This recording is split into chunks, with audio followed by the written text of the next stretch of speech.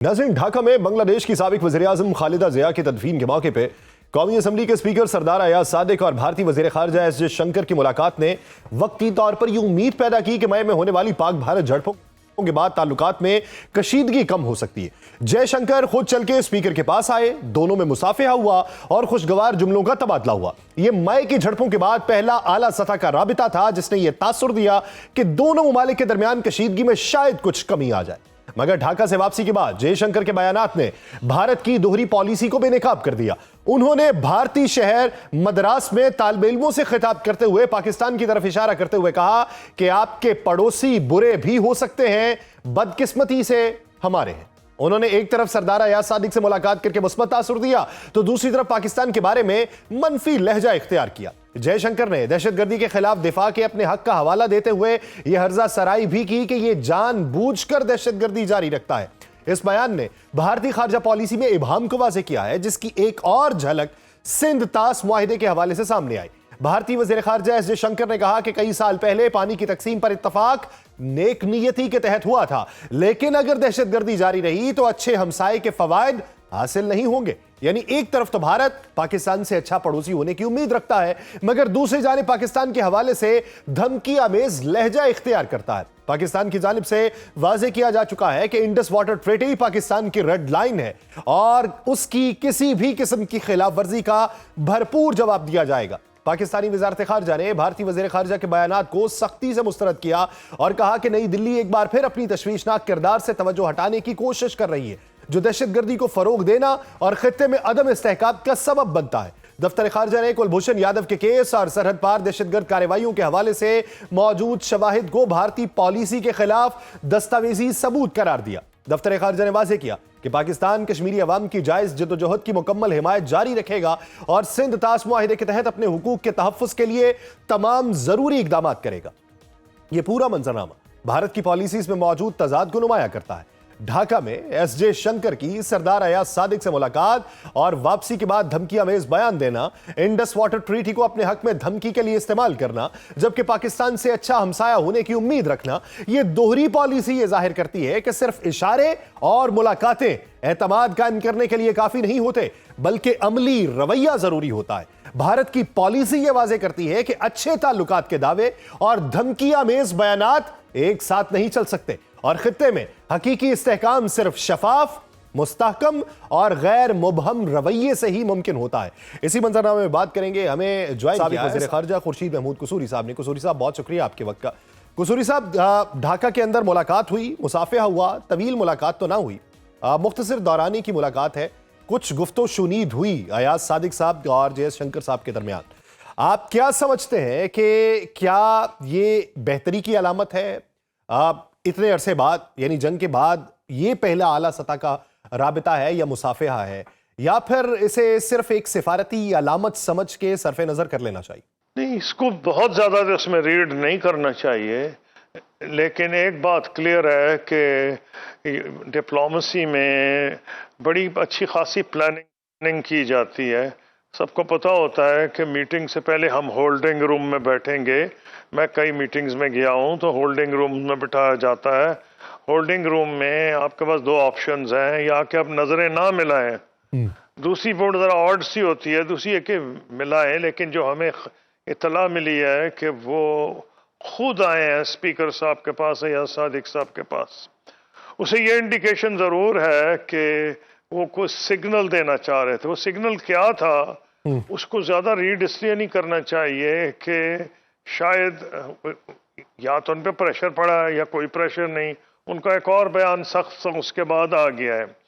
इसी मैं ये समझता हूँ कि बस क्योंकि क्रिकेट टीम की जो था मसाफा ना करना, वो एक स्टैंडर्ड बेंचमार्क बन गया था, तो लोग ये समझ रहे थे कि एक बहुत पॉजिटिव डेवलपमेंट है। कह सकते हैं slightly positive, but I won't call it very positive, क्योंकि कोई ना कोई प्लानिंग तो थी उनके दिमाग में जिसकी वजह से वो आए हैं। क्या वो कंफ्यूज करने आए हैं या वो मल्टीपल सिग्नल्स दे रहे हैं? कुछ हमें दिया है, वहां जाके उन्होंने एक एग्रेसिव सा स्टेटमेंट दे दिया है। हमें बहरहाल तैयार रहना पड़ेगा। उसकी एक वजह सिंपल है कि मोदी सरकार ने शुरू में तो अपने लोगों को मिसलीड करने में कामयाब हुई जब ये 4 दिन की जंग हुई और उल्टा सीधा प्रोपेगेंडा किया, और ख़ास तौर पे जो उनके मेन टीवी चैनल्स थे जो कि बड़े बड़े सेठों ने ख़रीद लिए हैं, जो सेठ मोदी साहब के सपोर्टर हैं, उनसे तो बड़ी यकतरफा एक्सरसाइज एक मीडिया की गई जिसमें इम्प्रेशन दिया गया कि जी वो तो हमने बहुत कामयाबी हासिल की है। उसमें 1-2 चैनल्स ने बाद में माफ़ी भी मांग ली, और मुझे अच्छी तरह याद है उनका, जी हमें तो यही इन्फॉर्मेशन दी गई थी। लेकिन by and large Indian media पे इतना ज़्यादा कंट्रोल है उनका कि ये जब बीजेपी की हुकूमत है कि उन्होंने एक हद तक अपने लोगों को कन्विंस कर लिया कि जी शायद हमें कुछ ना कुछ कामयाबी हासिल हुई है। लेकिन जैसे जैसे वक्त गुजर रहा है ये बात आया होती जा रही है कि उनकी पब्लिक को भी, कम से कम आधी से ज्यादा पब्लिक ये समझ चुकी है बावजूद इस झूठी बौछाड़ के मीडिया के कि इंडिया ने कोई अच्छा परफॉर्मेंस नहीं किया। अच्छा कसूरी साहब, सर ये बताइए कि अभी अगर मौका मिला तो वो पूरी कोशिश करेंगे कोई ना कोई हाथ करने की, इसलिए हमें अलर्ट रहना चाहिए। ये वेनेजुएला वाला जो वाकया है, उस वाकये के बाद सोशल मीडिया अगर आप उठा के देखें तो बिलखुसूस ट्विटर के ऊपर बहुत सारे ऐसे अकाउंट्स मौजूद हैं जिसपे उनकी तरफ से ये कहा जा रहा है, भारतीय लोगों की तरफ से, कि ये एक बेंचमार्क बन गया वेनेजुएला वाला मामला, तो अब इसी तर्ज के ऊपर मोदी को कुछ ना कुछ करना चाहिए। इसी पे देखें तो अवैसुद्दीन का भी एक बयान मंजर आम पे आता है, मुख्तलिफ और रहनुमाओं के बयानात उठ रहे हैं वहां से, तो क्या इस ज़िमन के अंदर कोई शरारत हो सकती? नहीं, शरारत तो मैंने आपको पहले भी कहा, इंडिकेट किया कि हो सकती है, क्योंकि वहाँ की आधी से ज़्यादा पब्लिक समझ चुकी है बावजूद इंडियन प्रोपेगेंडा के कि इंडिया का परफॉर्मेंस अच्छा नहीं था और पाकिस्तान को बरतरी हासिल थी। लेकिन आप जो कह रहे हैं सोशल मीडिया, ये तो कोई नई बात तो नहीं है। ये जब आपको शायद भूल गया है, या मुझे तो अच्छी तरह याद है कि जब अफगानिस्तान में हमले अमेरिका करता था और वो कहता था हमारी सिक्योरिटी को खतरा है, और वो तालिबान के ऊपर हमले किया करता था, तो वो इंडियन मीडिया और इंडियन लीडरशिप उस वक्त भी कहती थी कि जी ये तो क्लियर हो गया, एक नया बेंचमार्क है कि हम अगर चाहें। ओ भाई, बेंचमार्क तो तब है अगर आप वो कर सकें। जो ट्रंप साहब ने किया है वो दुनिया के बहुत से मुल्क नहीं कर सकते, शायद और कोई भी नहीं कर सकता, ना करना चाहता है।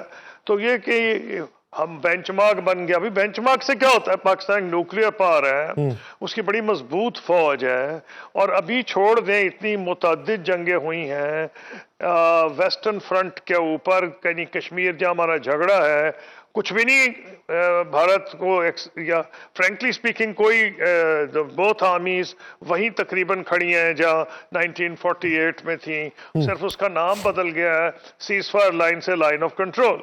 इसका मतलब है कि मिलिटरली तो कुछ चेंज नहीं आई। मैंने जब किताब लिखी थी नीदर हॉक नॉर डव 2016 के करीब, तो उस वक्त भी मैंने कंक्लूड किया था मुख्तलिफ किताबों के हवाला जात दे के कि जी इस वक्त ये है मिलिट्री बैलेंस है दोनों में। और एक बड़ी मशहूर उस वक्त किताब थी नो वॉर नो पीस, और वो अमेरिकन ने लिखी थी, जो राइटर्स ने, उसमें भी ये था कि मिलिट्री बैलेंस यूं है कि कुछ एरियाज में एक फौज को एडवांटेज है, दूसरी में दूसरों को है। अब तो हालात जो हैं, जो ये 4 डे वॉर में सबसे बड़ा जो एक मेजरमेंट है जज करने का कि बैनुल-अक़वामी बरादरी क्या समझती है। देखिए, इंडिया पाकिस्तान की नेचुरली एक साइकोलॉजिकल वॉरफेयर होता है, हमारा भी उनका भी, लेकिन उन्होंने तो कमाल ही कर दिया। जो उन्होंने तो झूठ जो किया वो साइकोलॉजिकल वॉरफेयर खाक है, उन्होंने अपने आप को डैमेज कर लिया। इस हद तक के प्रो इंडियन पब्लिकेशंस वेस्ट में भी कह चुकी हैं कि Indian media was launching war on it's audience, ये इकोनॉमिस्ट ने लिखा है। तो इसका मतलब ये हुआ कि जो उनकी जो एफर्ट्स थी वो कामयाब नहीं हुई। लेकिन आप जो पूछ रहे हैं कि जी कोयटे में ये आ रहा है, फलां आ रहा है, कोई नई बात नहीं है, ये तो बहुत दफा इंडिया कह चुका है। अच्छा सर, फिर क्या कहना चाह